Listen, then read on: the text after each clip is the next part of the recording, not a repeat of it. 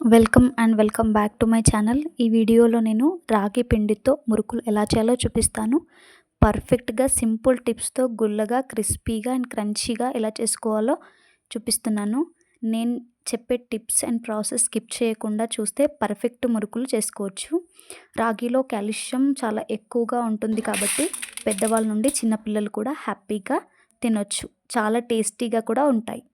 ఇక్కడ మురుకుల్లోకి నేను half cup పుట్నాలు తీసుకొని ఇలా లైట్గా ఫ్రై చేసుకోవాలి. ఇంకా లైట్గా ఫ్రై చేసుకోవాలి. వీటిని చల్లారిన తర్వాత పౌడర్ చేసి పక్కన పెట్టుకోవాలి. నేను మురుకులు క్రంచీగా రావాలని 4 టేబుల్ స్పూన్ నెయ్యి వేడి చేసుకుంటున్నాను. కావాలంటే మీరు నూనె కూడా వేడి చేసుకొని వాడుకోవచ్చు. తర్వాత 4 కప్స్ రాగి పిండి తీసుకుంటున్నాను. అందులోకి 1 కప్ శనగపిండి. ప్రాబ్లం ఉంది అని శనగపిండి పడని వాళ్ళు పుట్నాల పప్పు అండ్ శనగపిండిని స్కిప్ చేయొచ్చు. బియ్యం పిండిని వేసుకోవచ్చు ఆ ప్లేస్లో. రుచికి సరిపడా ఉప్పు, కారం, హాఫ్ కప్ నువ్వులు వేసుకుంటున్నాను. తర్వాత 2 టేబుల్ స్పూన్ ఓముని స్కిప్ చేయకుండా వేసుకోవాలి. ఎందుకంటే ఆయిల్ ఫుడ్ మనం ఎక్కువ తిన్న తర్వాత తెలియకుండా వాటర్ తాగేస్తాం కదా, అప్పుడు ఆయిల్ అండ్ వాటర్ ఎక్కువగా అయిపోయి స్టమక్లో ఏమి ఇబ్బంది కాకుండా ఈజీగా డైజెస్ట్ అవ్వడానికి వాము అయితే వాడతాము. తర్వాత ముందుగా వేయించి పెట్టుకున్న పుట్నాల పొడి అండ్ వేడి చేసుకున్న నెయ్యిని కూడా వేసి పిండిని మంచిగా కలుపుకోవాలి. నెయ్యి మనం వేడిగా ఉన్నప్పుడే వేసుకున్నాం కాబట్టి ఉప్పు, కారం ఇవన్నీ ఇట్లా ముద్దల్లా అయిపోతాయి కాబట్టి మంచిగా నొక్కుతూ కలుపుకోవాలి. పిండంతా మంచిగా మిక్స్ చేసుకోవాలి. పిండి అనేది ఒత్తుతూ ఉంటే ఇట్లా ఉండల్లాగా అవ్వాలి.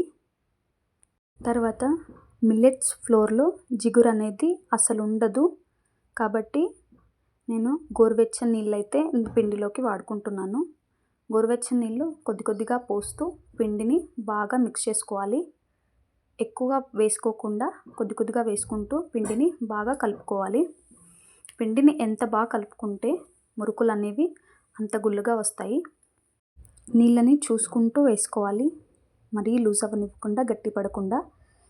పిండిని ఎంత బాగా నొక్కుతూ కలిపితే జిగురు అనేది అంత బాగా వస్తుంది. పిండిలో జిగురు అనేది ఉంటేనే మురుకులు అనేవి మనం ఎలా పిండిని వేసుకుంటే నూనెలో అలా వస్తాయి. మెయిన్గా ఈ మురుకుల్లో అనేది ఇదే main important process. Crunchy and టేస్టీగా రావాలంటే వేడి నూనె ఆర్ నెయ్యి వేసుకొని పిండిని తడిగా చేసుకోవాలి. ఇట్లా ముద్దలు అవుతుంటే పిండి అలా రావాలి ఇందాక చూపించినట్టు. అండ్ ఇక్కడ వేడి నీళ్ళు అనేవి కంపల్సరీ యాడ్ చేసుకోవాలి. వేడి నీళ్ళు లేదా గోరువెచ్చని నీళ్ళు వేసుకొని పిండిని మెత్తగా కలుపుకోవాలి. ఈ కన్సిస్టెన్సీలో కలుపుకోవాలి. కావాలంటే ఇంకొద్దిగా అయినా లూజ్ చేసుకోవచ్చు పిండిని. ఇలా పిండి అనేది జిగురుగా రావాలి. అసలు రాగి పిండిలో జిగురు అనేది ఉండదు కాబట్టి మంచిగా మిక్స్ చేసుకుంటేనే వాటర్ పోసుకుంటూ మురుకులు అనేవి చక్కగా వస్తాయి. సో తర్వాత పిండిని గాలారనివ్వకుండా కవర్ చేసి పక్కన పెట్టాలి. తర్వాత ఇక్కడ నేను ఆయిల్ వేసుకొని హై ఫ్లేమ్లో హీట్ చేసుకుంటున్నాను. తర్వాత ఇక్కడ 3 హోల్స్ ఉన్న మురుకుల బిళ్ళను అయితే నేను తీసుకుంటున్నాను. అందులోకి కొద్దిగా ఆయిల్ వేసుకుంటున్నా. పిండి అనేది ఈజీగా రావడానికి. కావాలంటే వాటర్ కూడా యాడ్ చేసుకోవచ్చు. తర్వాత ఇక్కడ నేను స్ట్రైనర్ పైన లేకపోతే చిల్లులున్న గట్టె పైననైనా ఇలా వేసుకోవచ్చు. ఇక్కడ ఆయిల్ హీట్ అయిందా లేదా అనేది పిండి వేసి చెక్ చేసుకుంటున్నాను. ఆయిల్ అయితే హీట్ అయింది కాబట్టి మీడియం ఫ్లేమ్లో స్టవ్ ఉంచి ఉత్తుకున్న మురుకులన్నీ ఇలా వేసుకోవాలి. వేసుకున్న తర్వాత స్టవ్ అనేది మీడియం టు లో ఫ్లేమ్లో పెట్టుకొని మురుకులను చక్కగా వేయించుకోవాలి.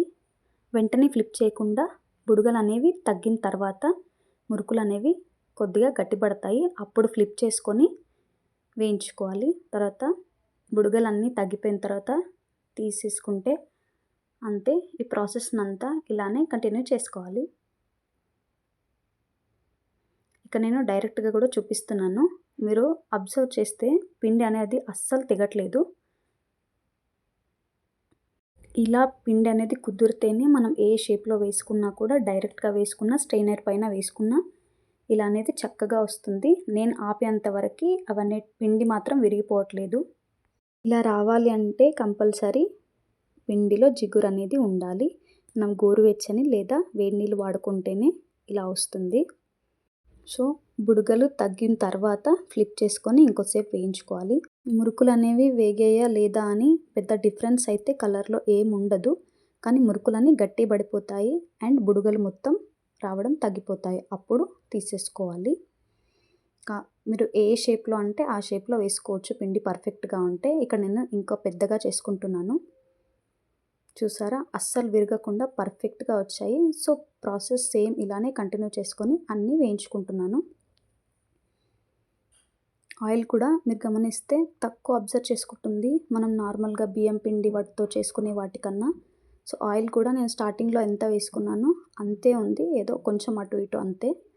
సో హెల్తీగా రాగి ఫ్లోర్ మిల్లెట్ స్నాక్స్ అయితే రెడీ అయిపోయాయి. డైట్లో ఉన్న వాళ్ళు కానీ, హెల్త్ కాన్షియస్లో ఆయిల్ ఫుడ్ తినని వాళ్ళు కానీ ఇలా మిల్లెట్స్తో అప్పుడప్పుడు క్రేవింగ్స్ వచ్చినప్పుడు తింటే హెల్తీగా తిన్న సాటిస్ఫాక్షన్ ఉంటుంది అండ్ టేస్టీగా కూడా ఉంటాయి. నేను చెప్పే ప్రాసెస్ తప్పకుండా పాటిస్తే. అండ్ డైట్ చేసే వాళ్ళైనా, health conscious through oil food తినొద్దు అనుకునే వాళ్ళు కూడా మిల్లెట్స్తో ఇలా ఇంట్లోనే తింటే హెల్తీగా మన క్రేవింగ్స్ని కూడా సాటిస్ఫై చేసుకున్నట్లు ఉంటుంది. వీడియో నచ్చితే లైక్ చేయండి, షేర్ చేయండి. మరిన్ని వీడియోస్ కోసం నా ఛానల్ సబ్స్క్రైబ్